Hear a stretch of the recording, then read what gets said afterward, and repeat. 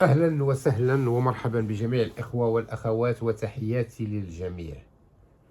جوج ديال النقاط: خروج خطير لرئيس الاتحاد السنغالي وسأشرح الأسباب ديالو، وتفاعلا مع من يقولون أن ملف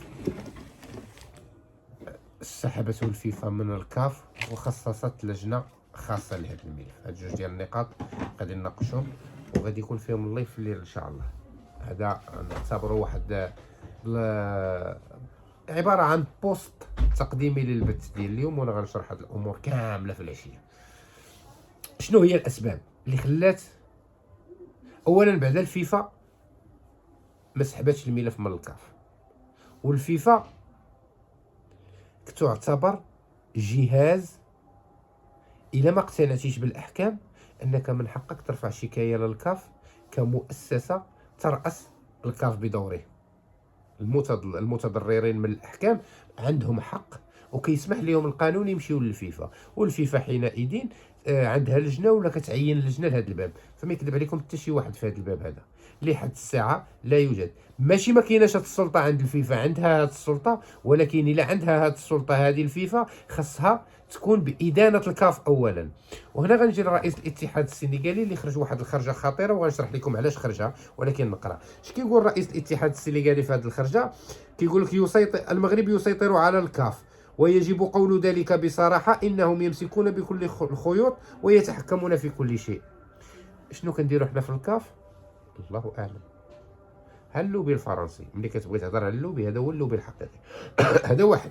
جوج، كيقول لك لم يكن المغرب يتصور يوما أن فريقا آخر يمكن أن يمنعه من التتويج باللقب، ولا يوجد بلد عارض المغرب كما فعلت السنغال.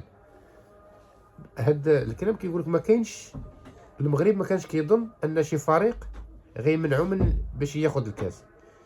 هذا الكلام ديال الاغبياء. وهنا الله عز وجل ملي كيبغي يفضح كيفضح، وكاننا حنا دينا بزاف ديال الالقاب، وان هذا اللقب ما كيخرجش من عندنا حنايا ولا عندنا مألوف كيف ما وقع عند المصريين واحد الوقيته. واليوم جا السنغال وقالت لنا لا هذه المره ما غديوش، وان الافارقه كلهم معنا. سبحان الله العظيم. شوفوا غير التناقض هذا باش تعرفوا الرعب ديال قوه الملف. هنا غيجوز للتحكيم. قالك النقطة الوحيدة التي كنا عاجزين أمامها هي التحكيم. قبل يومين من النهائي كان من المفترض أن نعرف اسم الحكم، إلى أن ذلك يجب أن يعلن في اللجنة التقنية. وعندما طرحنا السؤال قيل لنا إنهم لا يعلمون شيئا، رغم أن اللوائح تنص على مهلة دنيا تسمح بالاعتراض على الحكم. كيقول لك انهم ما كانوش يومين من قبل ما كانوش عارفين الحكم ديال النهائي، وكانت هذه النقطه السوداء. هاد الخرجه هذه هي غنشرحها لكم، لان الظهور ديال طارق امين ولا مصطفى امين الحكم المصري اربك الاوراق. الخروج الاعلامي ديال الحكم المصري اللي كان اتهم انه اتهموا القجع على انه هو اللي رفضوا في الماتش ديال الكاميرون، اربك النقطة السوداء ديال الحكم، وأعطى طرح لفرضية إيطو على أن التحكيم مجرد بشر وممكن أن يخطئ. نزيدكم واحد النقطة أخرى: لكننا لم نحصل على المعلومات إلا عشية النهائي على الساعة 10، وعندما اتصل أبيلاي بهم قدموا اعتذارا من قبيل أردنا حماية الحكم لتفادي الضغط، لكن في الواقع نحن نعلم جيدا أن الهدف كان منع أي اعتراض محتمل. يعني هو يتهم الكاف هنا على انها خبات عليهم الحكم ديال المباراه، وان هاد ابيلا يتصل بهم وقدموا ليه اعتذار وان ذاك الاعتذار غير مبرر، واننا حنا كنا كنفهموا ان السنغال كانت غترفض هذا الحكم. واخا نزيدو نكمل. فوزي القجع صديقي وهو شخص عزيز، لكن هناك أمور لا يمكن التفاوض بشأنها أبدا، ولهذا السبب وصلنا إلى ما نحن عليه اليوم. هذا هو دس السم في العسل. هذا سميتو دس السم في العسل. وهذا السم في العسل هذه سياسة فرنسية محضة. علاش خرج الرئيس ديال الاتحاد الافريقي اليوم؟ بدات البروباغندا، وهذا الشيء راه بدا الاعلام الجزائري قبل من 4 ايام هذه، وبداو كيطرحوا واحد السؤال ديال علاش الكاف ما هنأتش الاتحاد السنغالي هي والفيفا. بداو كيفرشوا العقوبات. فالخروج هنا ديال رئيس الاتحاد الافريقي ينبئ على ان الاحكام القادمه هي اخطر بكثير مما ننتظر. انا كاستنتاج اولي هنا وكقراءه اوليه كنظن انه ممكن هنا توجد تجميد عضويه الاتحاد السنغالي وسحب اللقب، لان تجميد العضويه اوتوماتيكمون غيتسحب اللقب، وان كاينين ناس واشخاص اللي غتسحب الرخص الرياضيه ديالهم مدى الحياه.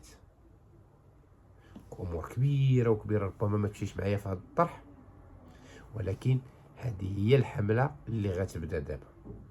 والدفع بالحكم المصري للخروج في هذه الظرفيه هذه عنده قراءه واحده، هو ان مصر في ورطه وتريد ان تتملص من المسؤوليات من بعد ما علمت في كواليس الكاف في القاهره ان ممكن انها توصلها العقوبات.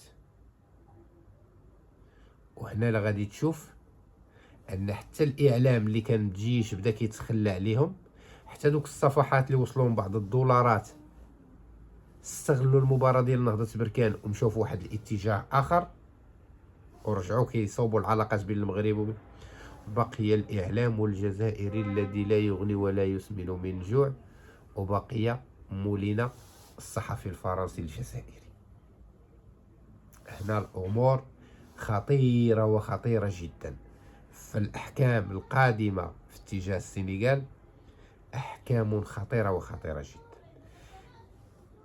قول كلمه كل الدول مع المغرب الا السنغال التي قالت لا يؤكد على ان اللوبي داخل الاتحاد الافريقي لوبي الفساد غير مؤثر وما يمكنش ليه يأثر على الاحكام، بحكم ان الفيفا تراقب.